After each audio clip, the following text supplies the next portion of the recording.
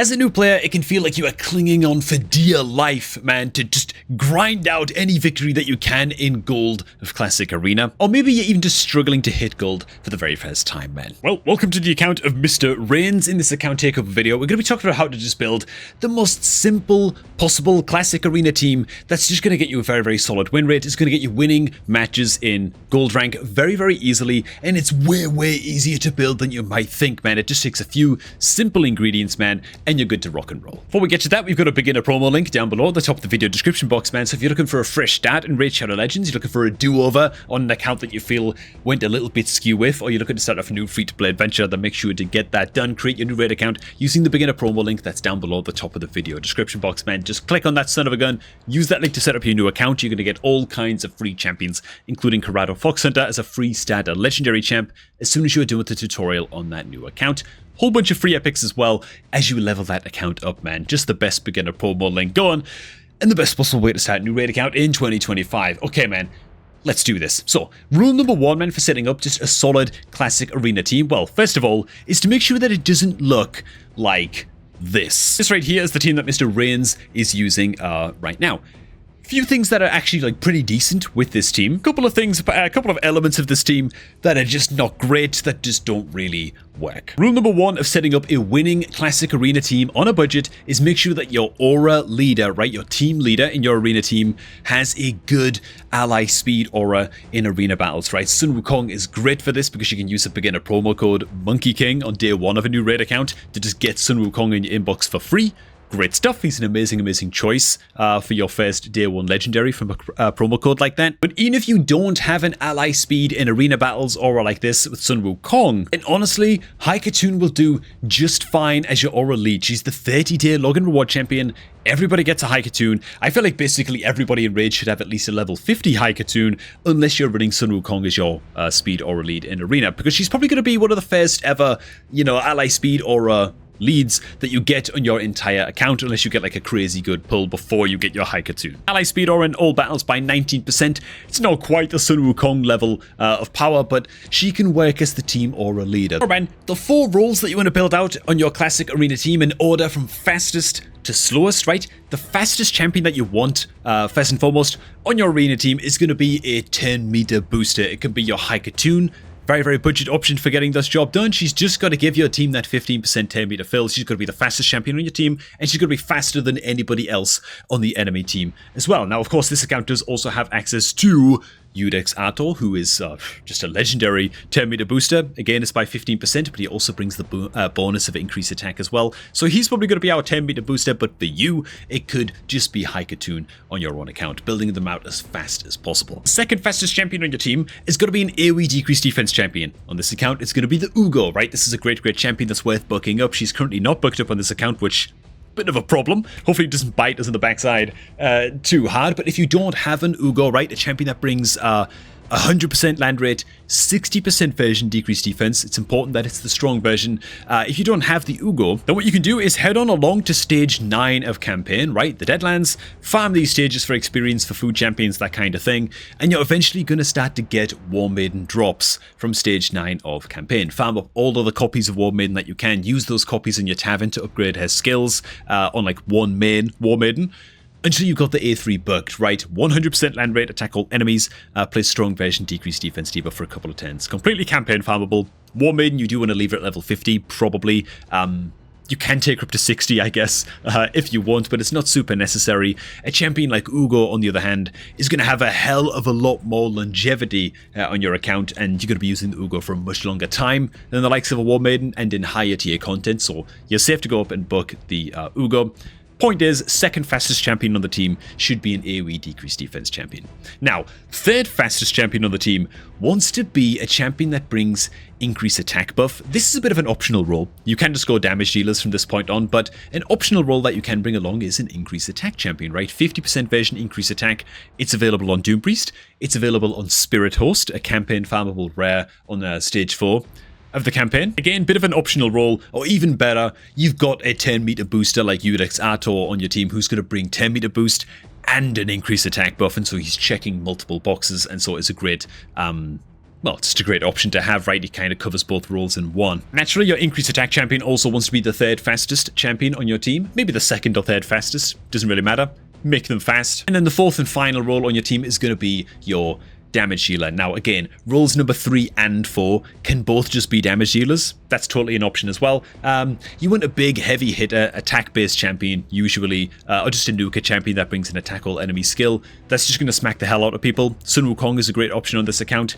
Alice is a great option on this account. And these champions, while you're going to build them to be slow, because you want to get the rest of your team to have a 10-meter boost, then decreased defense against the enemies, and then potentially an increased attack buff for your nukers before your nuker attacks in, right? So you want your nuker to be dealing max damage with that big final smack that's just going to win you the game. Make sure to not build them glacially slow, right? You don't want like a 120 speed nuker or something, right? Useless. They're just never going to get their attack off. And so aim for like at least 160 speed, man. 160 speed to me is kind of like rock bottom. Even in the early-ish game, try to be aiming for at least 160 speed. Good 5-star speed boots on your nuker will get you there most of the time. So all of that said, I'm going to go ahead and just rebuild the Udex Ator a little bit, just because this build, it's got him just very, very slow, man. Like, not even 160 speed for your 10-meter booster. That ain't great, man. So we're going to go ahead and tune up his build just a little bit. There you have it. Okay, so I'm borrowing a whole bunch of gear that's just like scattered around on the account a little bit. I'm also pulling a triple speed roll pair of gloves that are crit rate from, I forget this guy's name. I'll replace his gloves, don't worry about it, but a triple speed roll pair of gloves, that's the kind of item that you're looking to slam on your 10-meter booster, get them moving as fast as possible. 200 plus speed is what you're looking for. The more the better. They cannot be fast enough for Classic Arena, right? 220 speed, pretty good. We can also roll these boots up to rank 16 as well, but I'm not going to do it right now because there's a gear enhancement event starting in like 10 hours or something, so I'm going to leave that for Mr. Reigns to do when I hand the account back on over to him, but that will get us moving even faster, man. Now that you have your speedy little go first style Classic Arena team, you can start hunting down any opponent that doesn't have a speed or a lead, right, as the team leader of their squad. For example, this team right here is like double our team power. You don't need to pay that much attention to the team power, man, unless it's like completely out of control. It's like 3 times higher than you. Okay, you're probably not going to win, right? But for a team like this, man, yeah, we're 100,000 team power lower. You can look at that if you want. As long as we're faster than them, man, we're good, right? We're running our speed aura lead on the Sun Wukong. They're running an ally attack aura with the Alice instead, right? So we're almost definitely going to go first. We have a nice and fast Udex who's going to give us a big old 10-meter boost. We have a decreased defense champion who's going to attack in second, and then 2 big heavy hitter nukers. Now, something else you want to do, man, when you're setting up your arena team like this is make sure that you plan the team in the team preset manager, right? Go into your instructions, make sure that you set up your team so that they're not being idiotic, okay? The AI in Raid can be pretty dumb a lot of the time, so make sure that your big AoE nukers are opening up with their AoE skills. Make sure your 10-meter booster will always open with their buffs and with their 10-meter boost in the case of Udex. Decreased defense on the Ugo, big AoE smack on the Alice as well. And so let's just see how this goes, shall we? This is why speed is the best stat in the game, by the way. You might have heard this is a new player in Raid. As long as you're faster than your opponent, they can have way, way stronger champions than you, dude. And it just doesn't matter a whole lot. Now, sadly, our Ugo had a 0% land rate on the decreased defense debuff right here, man. So we're automatically fighting a very, very uphill battle now in this, purely because Ugo decided to just absolutely embarrass us. Hopefully we can still go ahead and take the win. It looks like we're still going to do pretty solid here in the end, just kind of grind out the win. Embarrassing showing, though, coming out from the Ugo, frankly. Okay, and hopefully after just a little bit more back and forth, we're going to be able to get the job done here. Oh, now the Ugo decides to land the decreased defense, man, and we do take the win. In the end. Oh my god, a 0% land rate? What the hell was that? Let's try another one, man, against a team that's almost 3 times our power level. And again, I'm drawing attention to this because it's very, very I remember me as a new player, I'd look at this and think, oh my god, there's no way that I could possibly win that. Like, what do you mean, man? They're like 3 times my power level?